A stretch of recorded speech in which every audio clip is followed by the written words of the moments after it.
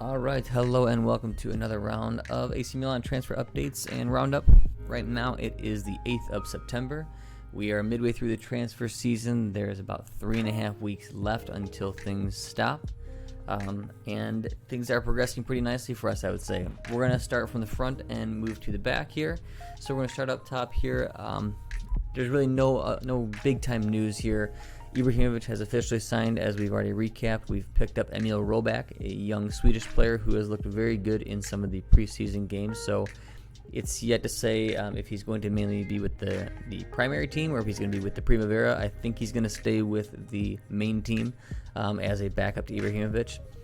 Also, Lorenzo Colombo has been doing quite well in preseason games as well, and so it's hard to say who's going to be that kind of next choice, but I believe that we're not really going to be going for a striker unless a great opportunity comes up, because with Ibrahimovic, we have backups in Ante Rebic who can play the role, Rafael Leao who can play the role, and then we have Emil Roback, and we have Lorenzo Colombo. So between that, we should have enough people that we can actually fill a role with at least a pretty solid player, and both of the youngsters, Roback and Colombo, look very promising, so it would be very cool to give them some minutes and see what can become of these two talents. Next, we're going to kind of go for the wingers here. So left side, we're probably just going to be starting Rebic because I don't think that there's any reason not to start him. For the right side, there is still news over Federico Chiesa. Last week, it was reported that Camiso, had gone crazy and asked for 90 million for Chiesa, which is just ridiculous. Definitely not valued at that price. But it looks like this week he may have reduced his asking price to 50 million again, which is kind of where we thought things were a few weeks back, somewhere between 50 and 55 million. So we're definitely still in the race for him. I believe Milan is probably looking to either offload a player, most likely Paqueta, to see if they can make the money work for the Chiesa deal. So we're probably going to hang around this deal, wait and see if there's any further opportunity arises. If price drops at all, or if we're able to sell somebody for a good amount of money, we'll probably make a push for Chiesa, but if not, then I don't think we can afford it. That's pretty much the only news for out wide, besides Gerard Deulofeu, which we were kind of considering him, but I don't think we're going to be going for him. Just there hasn't been too many links as far as that goes. Next, we move into midfield, which is kind of where all the big news is happening this week. First off, we will be having the official signing of Sandro Tonali, which for me is the most exciting signing of the entire summer and the one that I wanted the most. He has picked his number, and as I was kind of bringing up on the last video there, is that he probably will take number 8, and he has chosen number 8 because that is Gattuso's old number. He was very much inspired by Gattuso, even though more people compare him to Pirlo. He has always kind of pointed to Gattuso as one of his role models. And it was kind of cool. I was reading a story here that's saying that Tonali actually contacted Gattuso and called him and asked him for his blessing, his permission to wear his number 8 at Milan. Classy kid, and I'm super excited to see what's to come from Sandro Tonali.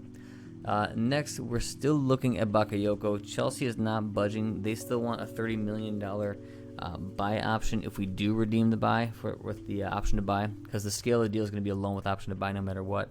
And so Chelsea's going to want more money. They want 30, we want 20. I think we're willing to go up to about 22, 23, but really there's no meeting in the middle right now, so we'll see what happens. Yesterday seems to be a small breakthrough, a little more positive signs on the Bakayoko transfer, but we've also kind of opened up talks more significantly now with Florentino Luis and his agent, as well as with Boubakary Soumare. And he is a French player from Lille, center mid, D mid, really strong player. I actually think that he's a pretty good talent.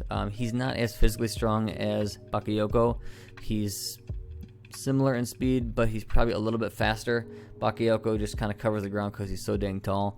But Soumare is a little more athletic. He's a better passer, better controller of the ball than Bakayoko, but not as physical, although still pretty decently physical. That's kind of the overall, or at least my quick roundup of Boubakary Soumare. I think he'd actually be a very strong pickup for us. So the good news is that the last midfielder that we're looking at, whether it's Bakayoko, Florentino Luis, or Soumare, they're all solid players, and I think that's a perfect fourth member to the midfield squad there. Additionally, I think that we're looking at such a high-profile player to be our fourth midfielder, which is pretty crazy seeing as we're not in Champions League. I feel that the reason we're doing this is because we don't know what's going to happen with Benacer. It's very unfortunate that we put in the release clause of 50 million because clubs like PSG are going to be circling. They're going to be looking at him, especially after the past few seasons he's had. We're going to try to renegotiate a deal with him, I'm sure, to get that release clause out of there, or at least to bump it up significantly. But with that lingering, we don't really know if we're going to have him beyond this year, because then it activates in 2021. So we'll see what happens with Benacer in the future. I hope we keep him. He's a huge talent. He's been very, very promising. He was definitely scouted very well, but we'll see what happens there. That's going to be the bulk of the news. It's going to be with midfield. There has been a little bit of movement as far as sidebacks and centerbacks go. We're still going to be trying for some of the names tossed out there are Milenkovich, Kumbula has been tossed out there, German Petzela has been tossed out there still. No real movement on that front. It does look like we're for sure going to be keeping Matteo Gabbia, which I feel like is a very good idea. I don't know why we would have loaned him out. We don't have really any depth there. Yes, we have Matteo Musacchio, who's been dealing with injury, but we have Leo Duarte, who has not really shown anything of quality, and we paid over 10 million for him, I believe. So that seems to be a very bad deal that we've made with him, but it is what it is. Can't really change that now.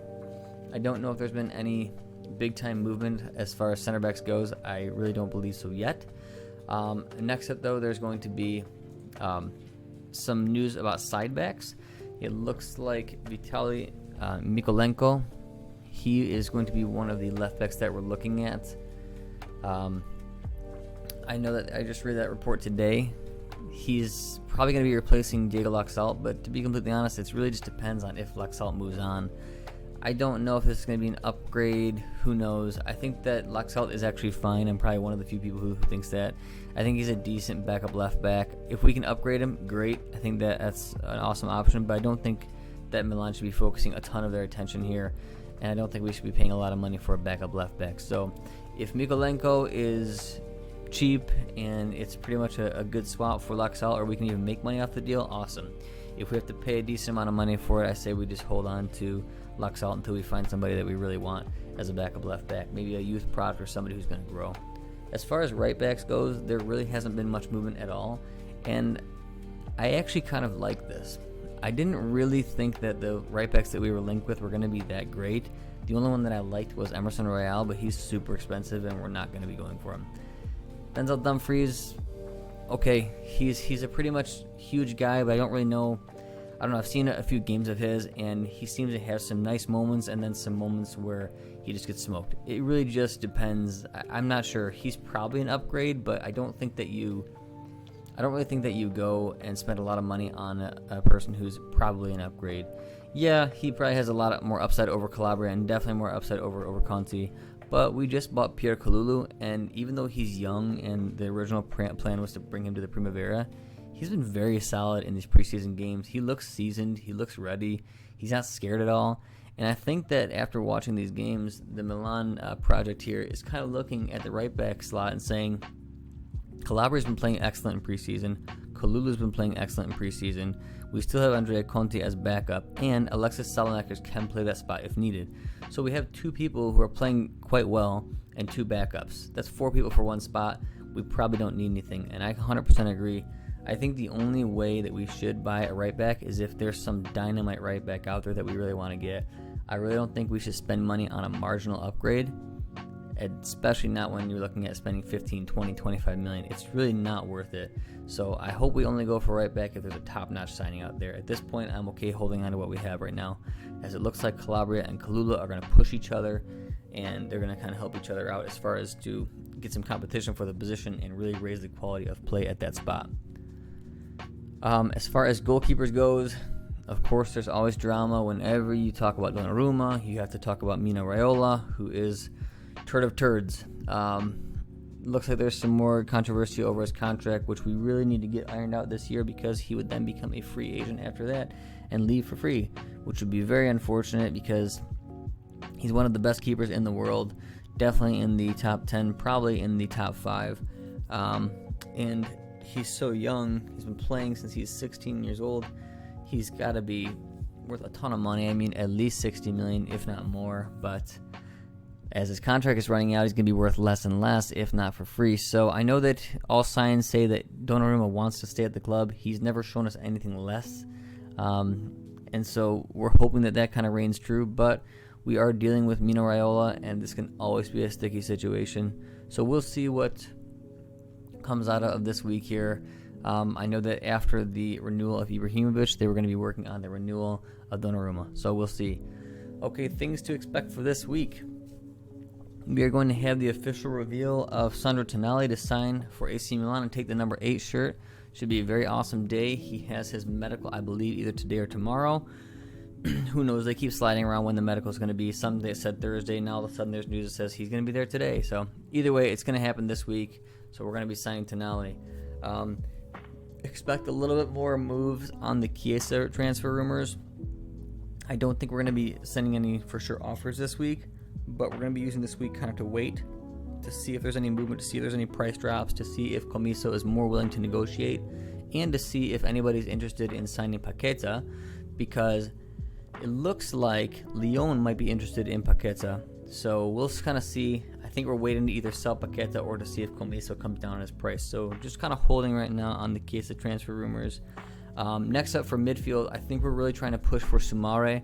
We're still working on Bakayoko, but expect some news for SOUMARE or for Florentino Luis, because if any one of those looks more promising and like it's going to be an easier loan option to buy, we're going to take them and just leave Bakayoko, because the transfer has been a bit dramatic right now for no reason. So look for news on that.